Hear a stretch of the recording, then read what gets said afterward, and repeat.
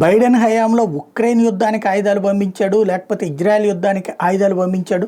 నిత్యం ఫుల్లే కానీ ఆ యుద్ధ విమానాలు ఇవన్నీ పరుగులు పెట్టినాయి కానీ ఆటిటి కోసం. కానీ దేశంలోనే యుద్ధం చేస్తున్నాడు, అంతర్గత సంక్షోభం మీద యుద్ధం చేస్తున్నాడు ట్రంప్. అక్కడ ఉన్నటువంటి చొరబాటుదారులు, అసాంఘిక శక్తులు ఎవరైతే అమెరికాలో చొరబడి అక్కడ స్థిర నివాసం ఉండిపోతూ అక్కడ ఉన్నటువంటి వాళ్ళ ఉపాధి ఉద్యోగ అవకాశాలు దెబ్బతీస్తున్నారు, అసాంఘిక కార్యకలాపాలకు పాల్పడుతున్నా అంటూ వాళ్ళని పట్టుకుని అవతలకు పంపించేందుకు ICE అనే ఒక విభాగాన్ని ఏర్పాటు చేస్తే వాళ్ళు ఇప్పుడు రోజుకి 700 నుంచి 800 మంది, మొన్న 400 500 నుంచి ఇప్పుడు 700-800 మంది వరకు వెళ్తే కనీసం రోజుకి 1800 మందిని పట్టుకోవాలని చెప్పేసి టార్గెట్ ఇచ్చారట.